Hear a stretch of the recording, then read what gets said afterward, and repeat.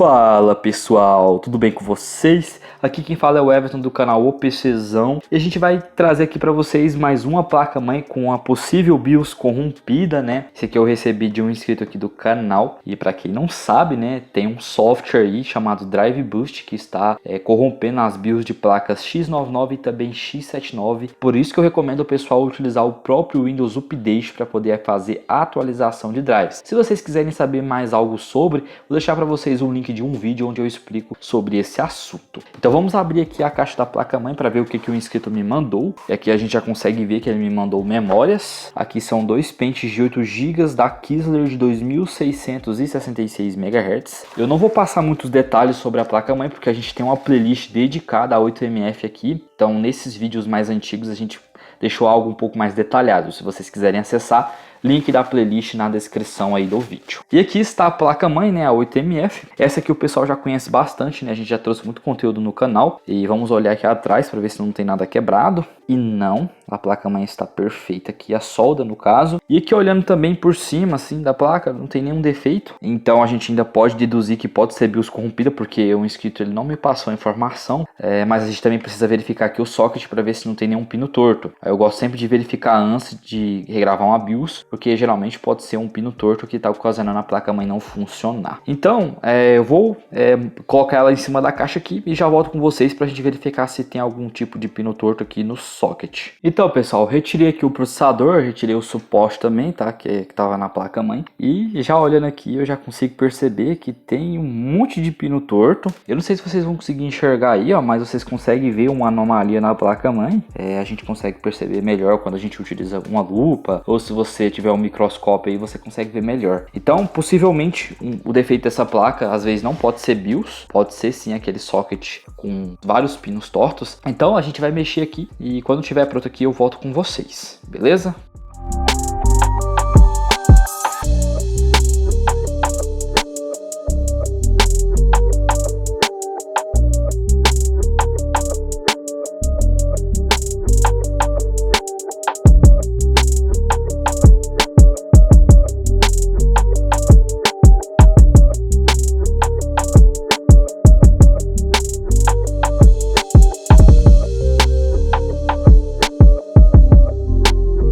Então, pessoal, a gente desamassou aqui os pinos da placa-mãe. Eu vou deixar passando para vocês aí primeiramente um take de uma parte que eu testei essa placa-mãe sem desentortar os pinos. E ela ligava, mas não dava sinal no monitor, não dava vídeo. O processador esquentava, a placa de vídeo girava, mas não dava sinal de vida. Regravei a BIOS, o chip de BIOS dela fica bem aqui no canto. E também não deu sinal de vida. Então, realmente, o problema aqui é o socket. E eu quero explicar aqui para vocês que não ficou 100%. Eu vou mostrar para vocês aqui com a lupa. Deve ser meio difícil vocês enxergarem aí por causa do meu celular, não tem uma câmera muito boa, mas ficou meio difícil arrumar, né, porque tinha 10 pinos mais ou menos aqui tortos e eles estavam desta maneira aqui, ó. Se o pino do socket ele tem que ficar em pé, ele tava assim, ó, dobrado ao meio. Então, para desentortar dá muito trabalho, gente. Então eu consegui, felizmente, desentortar aqui o pino, mas ele ainda vai ficar com um pouco de anomalia ali, ó. Vocês podem ver que tá parecendo que tem um buraco, mas na verdade tem o pino lá. Porém, como o pino não tá 100% uniforme, ele vai ficar daquela maneira ali. Agora o que nos resta é testar para ver se a placa-mãe vai funcionar. E também a gente vai testar aqui essa placa-mãe com outro processador. Eu vou testar aqui com o 2670V3. Esse aqui quem me mandou foi um outro inscrito aqui do canal, que é o Denis. Ele sempre me manda peça. Então a gente vai testar esse processador aqui com essa 8MF para ver como é que vai ficar ali a parte dos VRMs, da placa-mãe, dos capacitores, para ver se ela vai suportar, tá? Agora, pessoal, a gente vai fazer aqui um teste na placa-mãe, né? Após ter feito ali o reparo do socket, que tinha vários pinos tortos, e espero que funcione. E também quero explicar para vocês aqui que agora existe duas 8MFs, na verdade é a mesma placa, só que vem com chipset diferente. E por que eu tô falando para vocês que existe duas 8MF? Porque quando você vai baixar a BIOS lá no site da Ruananzin, que eu vou deixar para vocês o link do site na descrição, lá fala que tem duas BIOS, tem uma BIOS para o chipset B85 e para o H81. E eu baixei a BIOS para o chipset B85, então a gente vai torcer para essa placa-mãe ter esse chipset. Então vamos ligar aqui a fonte e vamos torcer para essa placa-mãe funcionar. Eu quero falar para vocês que a placa-mãe ela já ligava, tá, com os pinos tortos, mas ela não dava imagem. O processador esquentava, a placa de vídeo girava, mas não dava imagem, porque não estava tendo contato perfeito ali com o processador. Opa, já é um bom sinal. Vamos ver se ela vai bipar. Olha, a placa-mãe bipou. Olha, entrou na BIOS.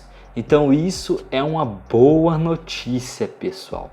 Aqueles pinos lá que a gente voltou pro lugar, felizmente voltou pro lugar, né? Porque se não tivesse voltado, a placa-mãe não ia funcionar. E isso é muito bom, gente. Eu fico feliz quando a gente consegue restaurar uma placa-mãe, principalmente essas que vem com pino torto ou quebrado, porque isso poupa a pessoa de ter que comprar outra placa-mãe, né? No caso, um inscrito que me mandou. E agora a gente vai desmontar aqui novamente, porque eu vou trocar de processador. O que tá aqui no momento é o 2620V3 do dono dessa placa-mãe. Aí eu vou colocar outro no lugar, que é o 2670V3, e a gente vai partir lá pro Windows para me passar algumas informações para vocês lá e vai fazer um teste de estresse para ver se essa placa-mãe vai suportar o 2670V3.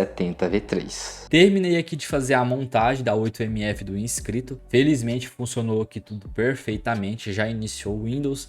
Já abri aqui alguns programas para me passar as informações para vocês da configuração que eu estou utilizando. E aqui no momento está o 2670V3, que eu coloquei nela só para fazer um teste de estresse, para ver se essa placa-mãe vai suportar. Obviamente que eu não recomendaria você comprar esse tipo de processador para 8MF. E essa placa-mãe aqui eu já fiz um walkthrough boost nela, tá? No momento que eu fiz a regravação, através da CH341, eu fiz a modificação da BIOS e já injetei modificada. E se você quiser fazer um lock na 8MF, eu vou deixar para vocês um link na descrição de um vídeo onde eu ensino passo a passo a vocês fazerem um lock em várias X99. E se você seguir a risca, vai funcionar perfeitamente. E aqui no motherboard a gente consegue ver que é a 8MF, e também eu quero falar para vocês que eu tive sorte, né, dessa placa-mãe vir com o chipset B85, porque eu falei para vocês que existe dois tipos de BIOS agora para 8MF. Existe a BIOS para placa-mãe que tem o chipset B85 e também existe a BIOS para placa-mãe que tem o chipset H81. Aqui em memória reconheceu os dois pentes de 8 GB. Esse processador 2670V3 ele opera até 2133 MHz, tá? Clicando aqui em SPD a gente consegue ver as informações das memórias,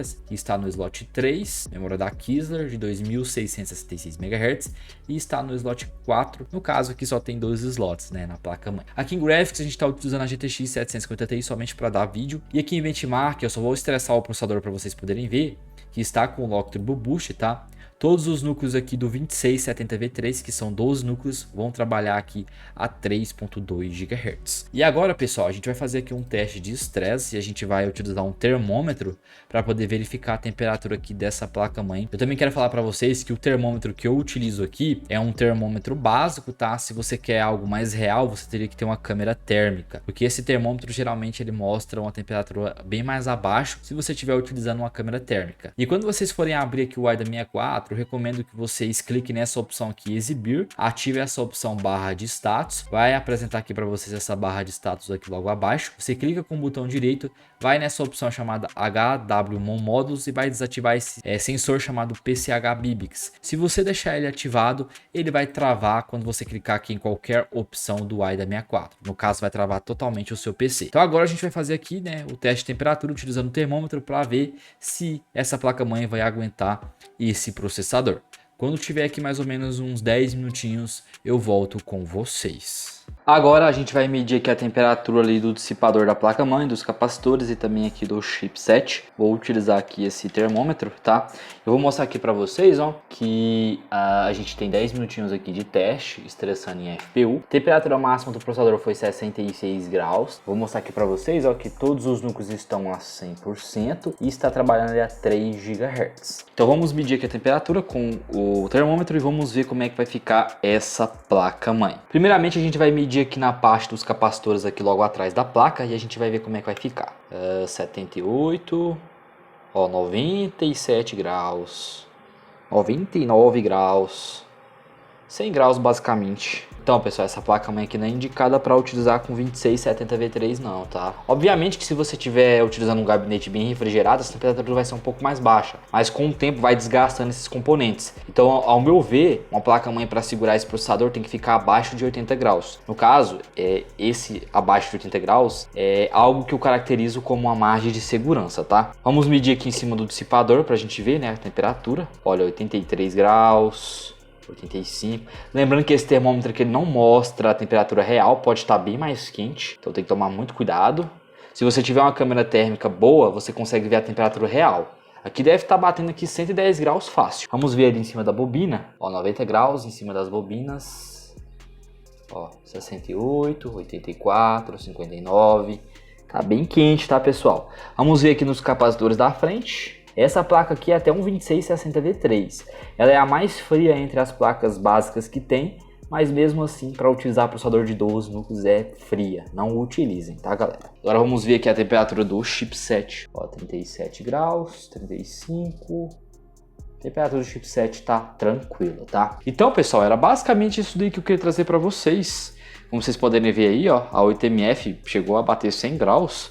Obviamente que o meu termômetro ele não mostra o valor real. Essa temperatura pode ser mais quente, pode ser, por exemplo, 110, 115 graus. E como vocês viram, o 2670V3 não é recomendado para essa placa. Na minha opinião, eu não recomendo, tá? Eu recomendaria no máximo até o 2660, 2650. E você também tem que ter um gabinete bem refrigerado para manter aquela temperatura ali do capacitor, dos capacitores, né? Do dissipador, do VRM, dos MOSFETs mais baixa, tá? Então era isso aí, espero que vocês tenham gostado desse vídeo. Eu fico feliz por ter arrumado aqui a placa-mãe do inscrito. Agora é só mandar de volta, ele montar e aproveitar. Não precisa mexer em mais nada. E é isso aí, pessoal. Fiquem com Deus, falou, fui e até a próxima, pessoal.